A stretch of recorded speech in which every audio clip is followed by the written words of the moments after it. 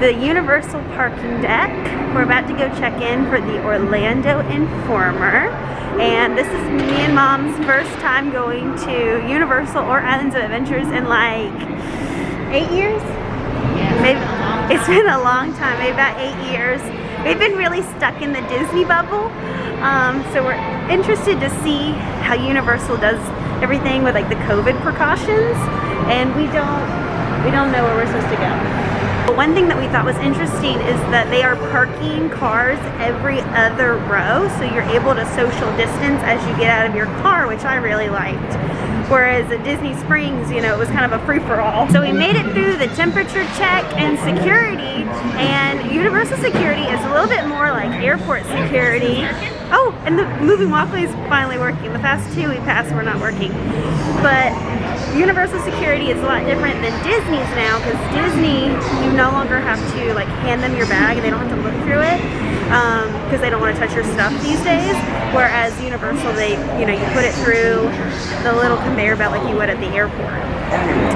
So now we're gonna walk through City Walk and check in for the Orlando Informer. So it's a little after 2. Check-in started at 2, and we're already in line along with everybody else. But it's really organized. They ask for your QR code, they tell you what line to get in, and now we're headed towards the Universal entrance, which is where we're gonna get our credentials. So we're checking in, and they give us a guide map, which is gonna tell us everything we need to know about the event. We just checked in. We got our guide map and our wristbands, which they'll be looking for when they do the sweep after the park closes. And they also gave us this nifty little dining card, which is good for a quick service that includes a drink, a snack, and then another drink that we can use until the park closes. I think Universal closes at 8, Islands of Adventure closes at 7, so we have till basically 7 to use this, and then at 8 o'clock, an hour after the parks close, we'll get all the free food. We just walk up, but this is to use in the meantime. So I think our first order of business is to get a snack and definitely get something cold to drink, because it is very hot. It's been freezing cold this whole week, and of course our last night is the hottest day.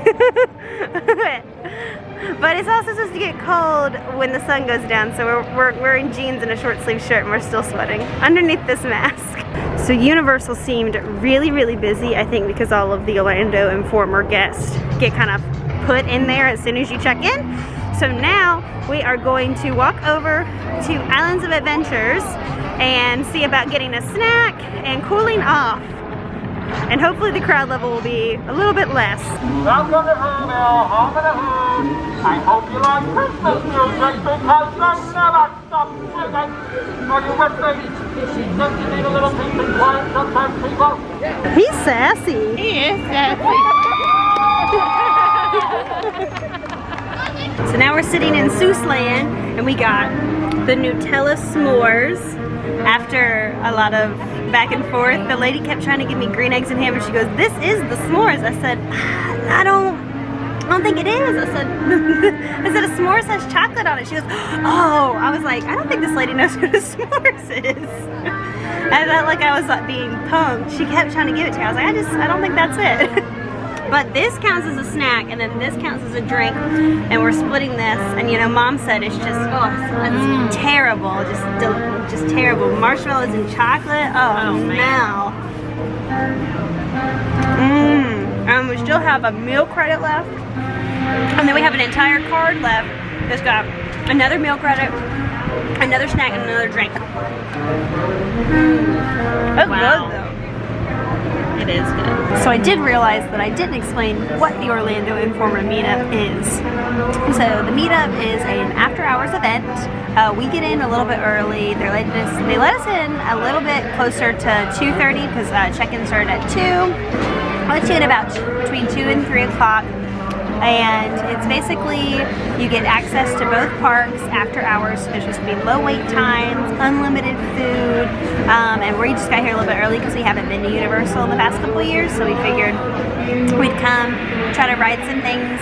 It is pretty busy because the park is still open, but it's supposed to be a little bit less crowded when the park actually closes, because it'll just be people who paid for the event.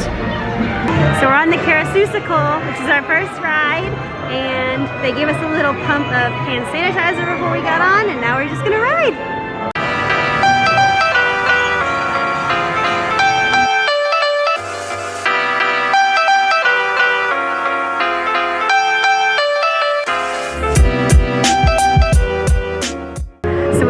Go stop and get a butterbeer at Hogsmeade, and it is ridiculously busy. I don't know if it's just because that's kind of like closer quarters, but it was very claustrophobic there.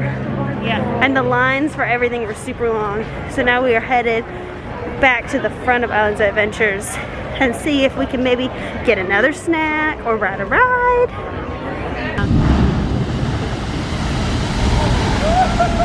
So now we're in Thunder Falls in the Jurassic Park area, and we're splitting the rice bowl. We're waiting for that to come out. Here you order your food and you tell them the table number, and then they bring the food to you. But they don't really have the tables spaced out too good, in our opinion. They don't. We feel like the crowds are pretty large, so I don't know what capacity they're like operating at, but it seems very crowded today. I know it's a Friday, so like obviously it's the weekend, it's gonna be a little more crowded than a weekday, but it seems super crowded. It's hard to social distance when you're walking through the park. Especially through Harry Potter World, that was chaos. Chaos. Yes, so in Hogsmeade it seems like they need to kind of limit how many people actually come into that land, because it's just like super close quarters. And you know, they did that when it first opened, and you had to get a reservation, or you had to get a number to come back. Yeah, when it first opened, like years ago, we came like a few months after it opened, and they did it where you came in the morning and you got a ticket for a return time. So I'm surprised that they're not doing that, because I mean the butterbeer lines are ridiculous, and even if you got a butterbeer, you wouldn't be able to like sit anywhere and social distance. You'd have to take it outside. That's why we're here in the Jurassic Park area, because it wasn't super crowded. But yeah, it just seems a little disorganized. I think they're trying, but I don't know. Maybe they just need to limit how many people come in. But we're hoping that whenever the park closes and the event starts, it'll be a lot less crowded. So I wanted to preface this by saying that I think Universal did a lot of things right. They definitely had COVID precautions in place. However, after spending a few days at Disney where the COVID precautions were greatly enforced, and going into Universal where they were a bit laxed, was a bit of a culture shock. At Disney, cast members would remind you to put your face mask on correctly, while at Universal, I didn't feel that the mask was as heavily enforced, and we saw a lot of exposed noses that day. Like we mentioned, I'm not sure what capacity Universal is running at that day, but it definitely seemed more crowded than what we had experienced at Disney early in the week. So no hate to Universal, it just was different than what we had experienced at Disney. So our food has finally arrived. We got the chicken rice bowl with black beans on the side, and then plantains and salsa. I didn't think that, I thought they were going to be more like plantain chips and be crunchy, but this is like a full plantain. And then we got a Coke to drink. And so we're done with one of our cards. We still have a full food card, so we might hop over to Universal in a little bit and use the rest of that card up. So now we're back on the Universal side, and it looks significantly less busy than it did when we first got here. Maybe some people are hungry and went home. We're hoping everyone went home. I think Universal is open for another like 2.5 hours. I guess it's 5:30 now, and they close at 8. So we're gonna see if we can finish up the rest of our meal card, and then hopefully by the time we're done kind of munching, maybe they'll have kicked everybody else out of the park. Although it's been said many times, many ways, Merry Christmas to you. So we went to Lard Lad's Donut, and we got the big pink, and it counted as a snack credit, and it's huge. It's a good thing that we brought plastic bags. We got our utensils so we can cut this with a fork and knife. Does it taste like a donut? Mm-hmm. It's like cakey donut, kind of like you get at Dunkin' Donuts. And you can tell it's been refrigerated. So we're gonna sit here and enjoy our donut with this nice view. Many times, many ways, Merry Christmas to you. Now that we've had our donut, we're gonna head into Men in Black and see about shooting some aliens. I think that's what you do. I've only ridden this ride once and it was like 8 years ago, so I'm pretty sure that's what you do. We were actually able to ride that twice because there was like 0 wait, and we paid for a locker so we could fit our book bag in there. So we figured might as well ride it twice. And now we're gonna head to Diagon Alley and see how busy it is. It's 6:45, so 15 more minutes before the park closes to general guests, and then we'll have the park all to ourselves.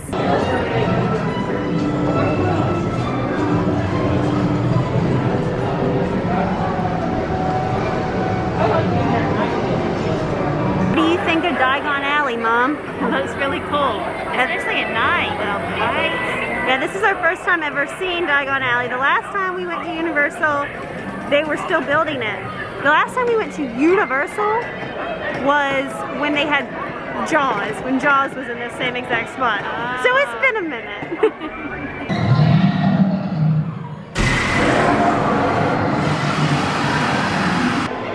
Wow, Wow, we got here right in time. We are the last people in the butterbeer shop. They cut the line off right as we got in there. People keep knocking on the door trying to get them to let us in. We need to turn the light out. Turn the light out. We're closed. So we just got our butterbeer, and she gave us 2 because she accidentally made 2. Didn't realize that a butterbeer counts as a snack credit on the little card that they gave us. It doesn't count as a beverage. We thought it counted as a beverage. But she was like, we made 2, you want one? We were like, yeah, we do. So we opted to get the cold one, which is a little bit more carbonated, which I think I prefer the frozen one to the cold one.